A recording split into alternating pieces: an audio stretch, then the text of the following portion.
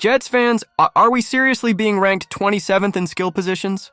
That's where ESPN's Bill Barnwell just placed us, behind teams with backup QBs, washed-up receivers, and no legit RB1.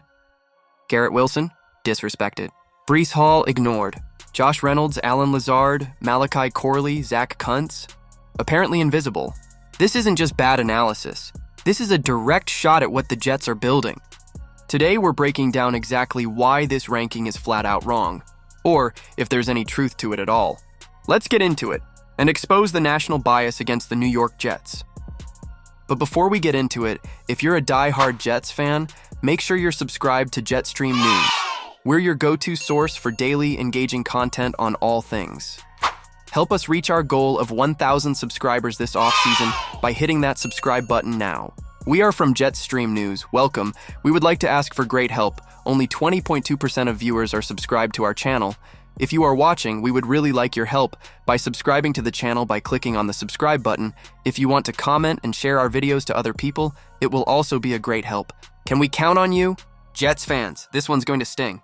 ESPN just released its 2025 NFL skill position rankings, and the New York Jets were slapped with one of the lowest grades in the entire league, ranked 27th out of 32 teams.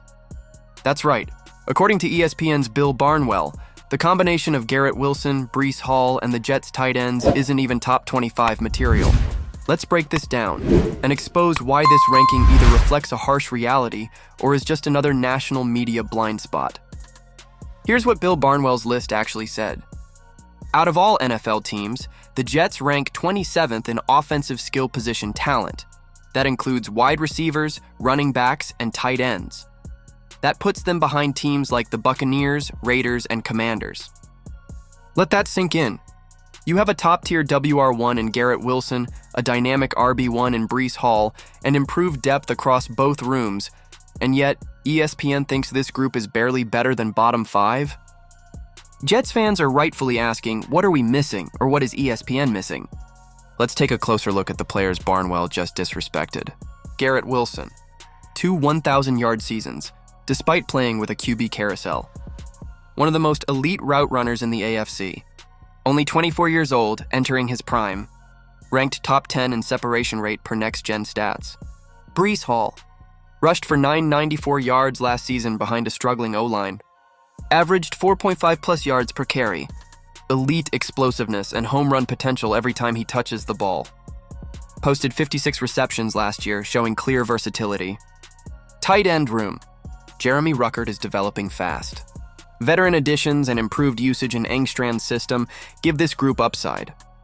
Yet, Barnwell thinks this unit is closer to the bottom than the middle. It simply doesn't line up with reality, especially when you factor in context. Here's what national media refuses to consider. The Jets had 4 different QBs last season, a banged-up O-line for most of the year, one of the least consistent offensive schemes in football under Hackett. And despite all that, Garrett Wilson and Breece Hall still produced, without any help. Imagine what they'll do in 2025, with a rebuilt offensive line, a modern scheme under Tanner Engstrand, and a mobile QB in Justin Fields who opens up running lanes. This is not the same offense, but ESPN treated it like nothing changed. Let's be clear, rankings like this matter more than fans realize. They shape perception. They affect national coverage. They even influence contract negotiations and fantasy projections. If the Jets are viewed as having no weapons, it devalues Garrett Wilson and Breece Hall, pushes the Jets have no talent narrative, undermines the progress made this offseason. This isn't just bad analysis, it's damaging noise. Jets fans, and here's the truth. This skill group is easily top 15 in the NFL if even moderate quarterback play is in place. And if Fields delivers even league average performance, Garrett Wilson is a Pro Bowl lock. Breece Hall breaks 1 to 300 all-purpose yards. Ruckert becomes a legitimate red zone threat. That's not optimism. That's logical projection based on age, talent, and offensive upgrades. So the idea that they're barely better than the bottom 5? It's lazy. Let's look at what changed for 2025. Top 10 offensive line, Fashanu, Membu, Vera Tucker, Tittman, Simpson. Mobile QB in Justin Fields, creating new angles and play-action opportunities. A system designed around yards after catch, motion, and matchup exploitation. This is not the static, slow Jets offense of 2023 or 2024. This offense is explosive by design, and the skill players are better positioned than ever to shine. The national media may not see it yet, but they will. To be fair, there is one area where ESPN's ranking might hold some weight. Depth at WR behind Garrett Wilson is still unproven. Allen Lazard, an experienced veteran, reliable and familiar with the AFC East physicality. Josh Reynolds, a proven perimeter threat with good length and a strong red zone presence. Malachi Corley is a rookie. But even with those question marks, a 27th place ranking is absurd. It completely ignores top-end talent and the clear development path of this offense. Jets fans, make no mistake, the disrespect won't last. This team now has a new identity under Aaron Glenn, a quarterback who can extend plays, a running back group that goes 3 deep, and one of the best young wideouts in football. The offense is built. The pieces are in place.